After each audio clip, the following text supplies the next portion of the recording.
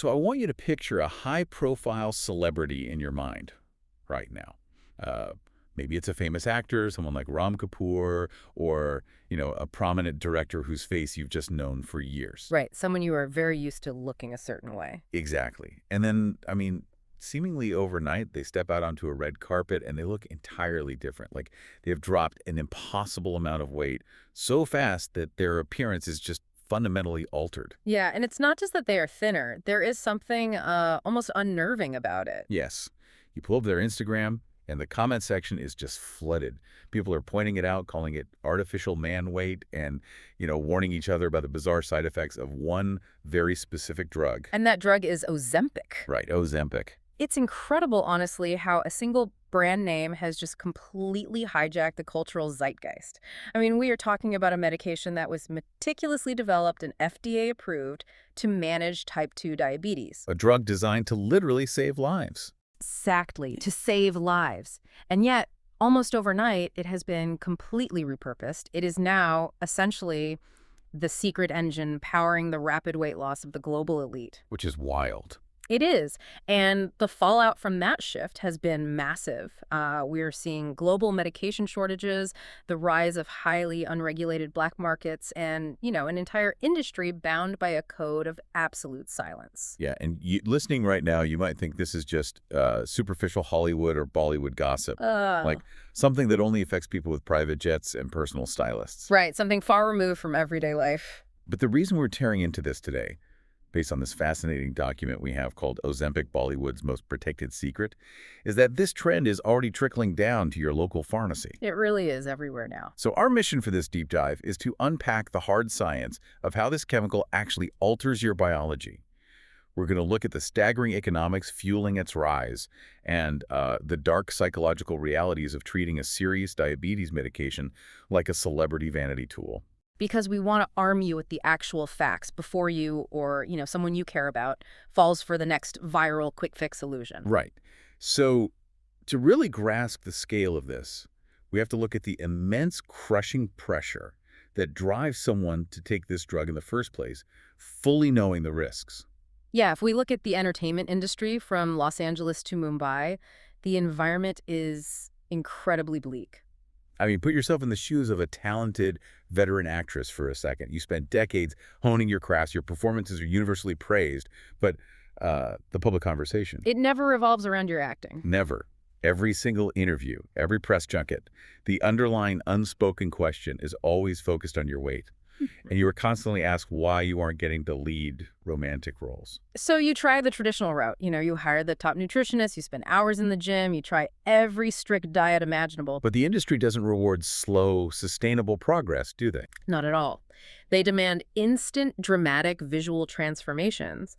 And when the traditional methods don't yield overnight magic, well, the roles start drying up. And that is exactly when the whispers start. Exactly. A well-connected nutritionist pulls them aside and mentions an injection, and they frame it very gently. Right, they call it an experiment. Yes, an experiment. They might vaguely allude to some side effects, but the core promise is irresistible. The results are guaranteed, and more importantly, they are incredibly fast. And driven by years of exhaustion from this constant public judgment, the celebrity agrees to the injection. And then comes, honestly, the most bizarre part. Oh, my absolute favorite part, the comedy of the cover-up. Because what blows my mind is the culture of denial that immediately follows. The spectacular lies. We see these celebrities dropping 20, 30, 50 kilograms in record time. And when a journalist finally asks them how they did it, they claim they suddenly discovered, the magic of drinking warm water with lemon. Or that they just started eating one meal a day at age 50. Yes. It is the sports steroid era of the 1990s and 2000s all over again. You'd see a baseball player whose head had literally doubled in size, and he'd look right at the camera and say, "Just hitting the gym and eating chicken breast, guys." Right, it's completely absurd. It defies all logic. Are we really supposed to believe that someone struggled with their weight for 50 years and then suddenly, perfectly achieved flawless discipline and a divine realization about intermittent fasting overnight? Well, it defies logic because it is a fabricated narrative. And There is a real moral hazard here that the text points out. Let's talk about that. These celebrities are under immense industry pressure, which obviously we can sympathize with. But by attributing drug-induced transformations to hard work, they are selling a very dangerous lie to the public. Yeah, a massive lie. Behind closed doors, they have access to concierge medicine, top-tier endocrinologists, and private trainers to carefully manage the severe physiological side effects. Which the average person does not have. Exactly. The average person scrolling through social media, internalizing that lie, they don't have that luxury. They see the miraculous result, they feel terrible about their own lack of discipline, and then they seek out the drug on their own. Completely blind to what it's actually going to do to their internal organs. Precisely. But wait, I have a question here.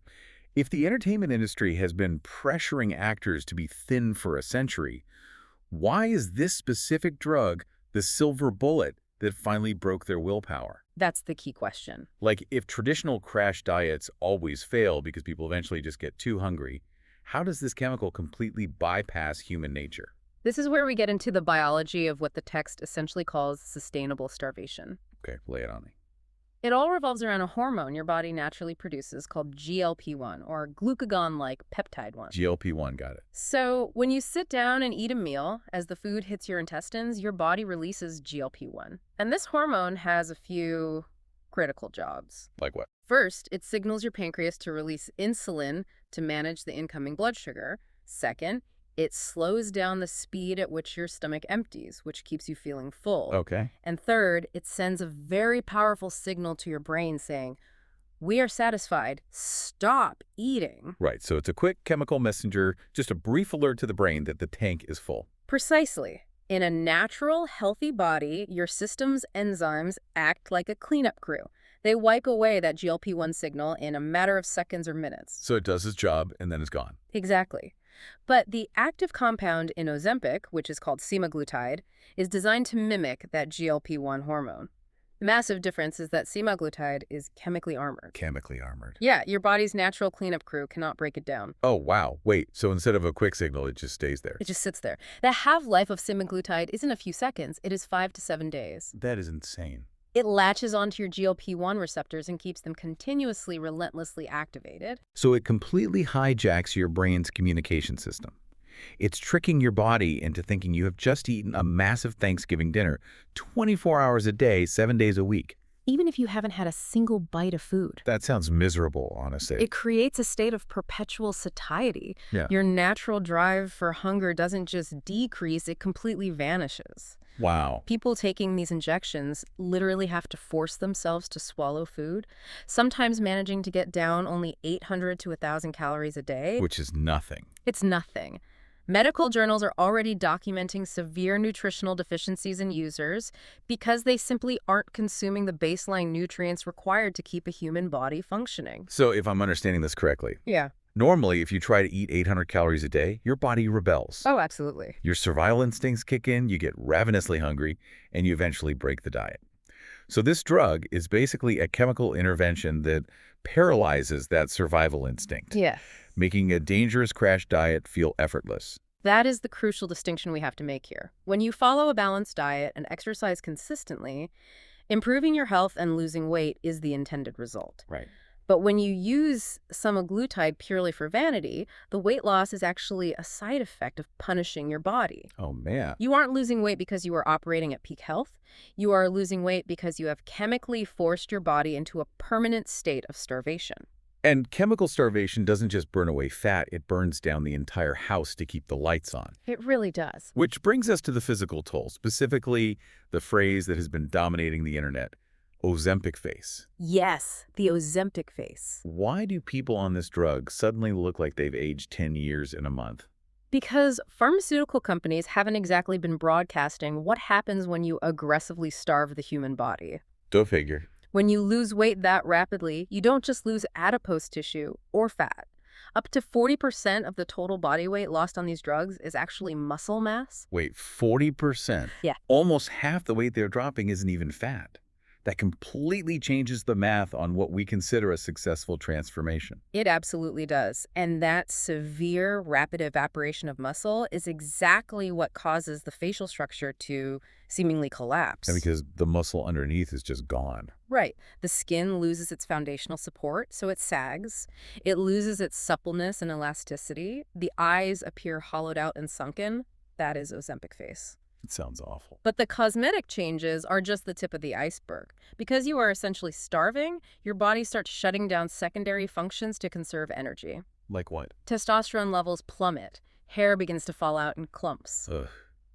And the gastrointestinal side effects sound like an absolute nightmare. I was reading about severe vomiting, debilitating stomach pain, chronic issues. Very common. Explain the causality there. Why does a weight loss drug cause such intense stomach problems? Well, remember how we discussed that GLP-1 slows down gastric emptying? Yeah, it keeps the food in your stomach longer so you feel full. Exactly. Now, when you keep that receptor activated for a week straight, it essentially paralyzes your stomach. Oh my gosh. Food doesn't move through your digestive tract at a normal pace. It just sits there. It creates a massive gastrointestinal gridlock. Okay, that makes perfect sense. Mhm. If nothing is moving through the system, of course you're going to experience severe constipation and nausea.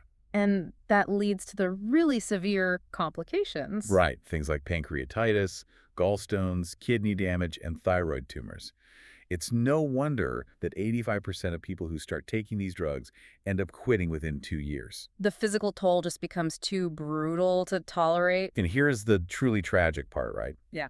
Once they quit because the side effects are unbearable, the chemical blockade is lifted. And the hunger returns, often with a vengeance. The weight typically comes back within a year or two. But the user ends up in a significantly worse physiological state than when they started. Because they lost all that muscle. Exactly. They have far less metabolically active muscle mass and all the fat returns. That is depressing enough physically, but there's this psychological danger here that I think is even more terrifying, and almost no one is talking about it. The dopamine connection. Yes. Yeah. The feeling of satisfaction, that deep contentment you feel after a great meal, is fundamentally tied to the dopamine pathways in your brain. It is. If you are injecting a chemical that permanently suppresses your hunger, aren't you also suppressing your capacity to feel satisfaction in general? You are hitting on a profound neurological risk. Dopamine is our primary reward neurotransmitter. If you artificially and permanently switch off the reward pathways tied to eating, you aren't just turning off cravings. Right. You risk blunting the entire reward system. You risk turning a complex human being into a machine that simply processes calories in and out without any joy. Just calorie processing machine. Suppressing that fundamental drive can lead to increased anhedonia, which is the inability to feel pleasure. And that significantly raises the risk of depression and far darker mental health outcomes. Imagine trading away a fundamental human joy, like the basic capacity to feel satisfied, just so you can fit into a specific designer tuxedo for one evening. It is genuinely dystopian. It is. But okay, if the physical and mental side effects are this catastrophic, why is this drug absolutely everywhere? Why is it practically inescapable? The answer is staggering, almost incomprehensible amounts of money, combined with a total subversion of traditional marketing regulations. Let's follow the money. Let's look at Novo Nordisk, the Danish pharmaceutical company that manufactures Ozempic and its sister drug Wegovy. Their market valuation recently surged past $570 billion. Let's just put a pin in that number for a second. Yeah. $570 billion. That valuation is literally larger than the entire domestic economy of Denmark. It is. An entire, fully developed European nation's economic output is currently eclipsed by the demand for this one weight loss injection. Yeah, let that sink in. How did demand explode that quickly? Well, it is a fascinating case study in modern influence. The real mainstream ignition point can be traced back to a single tweet from Elon Musk. Of course it was Elon Musk. Someone on social media asked him what his secret was for looking fit, and he openly replied, "Fasting and Wegovy." Wow. That one casual endorsement from a massive public figure sent the demand into the stratosphere. Overnight, entire cottage industries sprouted up. Like what? You had Ozempic parties in Hollywood where people would gather socially to take their injections together. You have got to be kidding me. Med spas and strip malls from Beverly Hills to Bowling Green, Kentucky suddenly pivoted to pushing off-label weight loss shots. And that manic demand triggered a genuine crisis. Because healthy people were buying it up for vanity, it created a life-threatening global shortage for the type 2 diabetics who actually needed the medication. The people it was invented for. Exactly, to manage their blood sugar and stay alive. While diabetics literally could not fill their prescriptions at the local pharmacy, celebrities were hoarding it in bulk through private doctors. It's awful. But the darkest chapter of this marketing blitz wasn't a billionaire's tweet. It was what happened on TikTok in 2022. Oh, the influencer campaigns. Yes, this is where the ethics of pharmaceutical marketing completely broke down. A massive trend emerged on TikTok where young, attractive influencers were actively promoting these semaglutide injections for quick, effortless weight loss. I remember seeing those videos everywhere. And it was later revealed that pharmaceutical interests were allegedly paying these influencers astronomical sums. Like how much? Sometimes up to $30,000 for a single post. $30,000 for one video. Yes. By using social media influencers, they effectively bypassed the strict regulations that govern traditional medical advertising. Because they aren't doctors, they're just lifestyle vloggers. Exactly. They didn't have to list the severe side effects, they just showed a quick before and after video. And the manufacturer is now paying the price for that Wild West approach. They are currently facing over 1,800 lawsuits in the United States alone. Demanding billions in damages. Right, from patients who suffered severe stomach paralysis and organ damage. But, what I want to ask you about is how these companies defend the safety of the drug. Okay. I saw a pharmaceutical headline recently claiming a 21% risk reduction in cardiovascular events. When I read that, I thought, well, that sounds like a miracle cure. Am I misreading the data? You aren't misreading it, but you are falling for a classic statistical sleight of hand. That 21% figure represents relative risk reduction, not absolute risk reduction. Okay, break that down for me. What is the difference? Think of it like buying a lottery ticket. Okay. If you usually buy one ticket, your chance of winning is 1 in a million. If you decide to buy 2 tickets, your relative chance of winning just skyrocketed by 100%. Because I doubled my tickets. Exactly. You doubled your odds. But in absolute terms, your chance of winning is still practically 0. It went from 1 in a million to 2 in a million. Oh, I see. Pharmaceutical companies use these massive relative percentages because they sound incredible to the average consumer. But the absolute risk reduction for a cardiovascular event might be less than 1%. That is so misleading. They lean on short-term trial data to imply lifelong safety. But the reality is, there is absolutely zero long-term, multi-decade data on what happens to a healthy, non-diabetic person who continually paralyzes their gastric system for vanity. Which brings us to the horizon. Mm-hmm. We've been talking a lot about the elite Western bubble, Hollywood, billionaires, and expensive med spas. But it's spreading. It's not staying a luxury item. We are looking at an impending global shift, specifically when we look at the massive generic market in India. Right now, on the Indian black market, these injections are being sold for lakhs of rupees. Insanely expensive. Completely out of reach for the average person. But that artificial price wall is about to collapse. The patents protecting the semaglutide compound are eventually going to expire. And then what happens? When they do, major Indian pharmaceutical companies are going to flood the market with generic versions. The cost will plummet from luxury pricing down to pennies on the dollar. It will be available to virtually anyone. Yes. And when a guaranteed weight loss shot becomes cheap and accessible at every corner pharmacy, behavior is going to change drastically. People will stop going to the gym. They will abandon trying to eat well. Why put in the grueling effort when you can just buy the chemical shortcut? Exactly. And the most insidious part is that the pharmaceutical companies are already laying the groundwork. It's a soft marketing. Yes. If you walk through a major international airport right now, you'll see these massive, slick billboards proclaiming that obesity is a disease. Right. That isn't a friendly public health service announcement. That is a calculated marketing campaign designed to prime the public psychology to accept a pharmaceutical cure. And the ultimate catch, it's a lifetime subscription model. Yep. If you want to keep the weight off, you have to keep buying the drug every single month for the rest of your life. But I have to play devil's advocate here for a second, just to challenge the premise. Oh, please do. Let's say the generic market does flood the world. We know that severe obesity causes heart attacks, strokes, and joint failure. It is incredibly dangerous. Unquestionably. So even if it is an artificial shortcut, if this drug actually helps millions of people lose weight and take stress off their hearts, Isn't an artificial solution to an artificial problem ultimately a good thing? Shouldn't we be celebrating the end of obesity? It is a really compelling argument, Hmm. but it falls apart when you look at the physiological trade-offs outlined in our source material. How so? For a patient with severe type 2 diabetes or morbid obesity, the calculation is straightforward. Enduring chronic nausea and the risk of gallstones is a completely valid, necessary trade-off to avoid a fatal heart attack or a diabetic coma. The benefit clearly outweighs the risk. Exactly, but that is not how this drug is being popularized. Right, it's the vanity use. For an actor wanting to look slightly more chiseled for an action role, or someone wanting to drop 15 pounds to look good in a wedding outfit, risking kidney damage, thyroid tumors, and the complete evaporation of their muscle mass, is an act of pure vanity. We are allowing health to be falsely redefined as simply a lower number on a scale. Which is so dangerous. Because weight is only one small visible metric. An artificial shortcut that systematically destroys your secondary bodily functions does not make you genuinely healthy.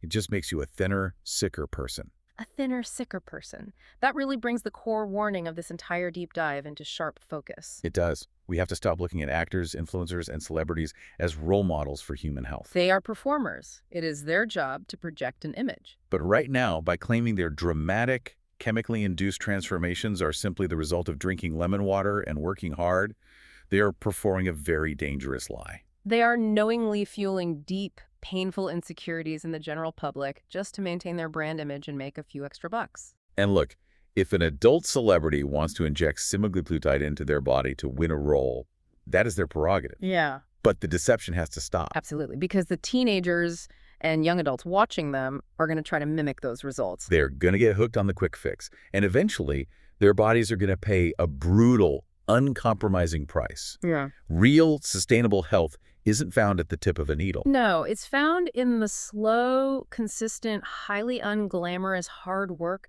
that these public figures are too afraid to admit they have bypassed. Because at the end of the day, the devastating side effects of this kind of vanity are far more permanent than the weight loss. It is a sobering reality check, and it completely reframes how we look at diet culture today. It really does. And it leaves me with one final, slightly chilling thought to ponder as we wrap up today's deep dive. What's that? If society is now perfectly willing to inject synthetic hormones to permanently shut down our brain's natural hunger and dopamine responses, simply to meet an arbitrary, ever-changing societal beauty standard, what other fundamental human drives will we let the pharmaceutical industry commodify and switch off next? That is a terrifying question. Something to think about. Thank you for joining us on this deep dive. Stay curious, stay informed, and we'll see you next time.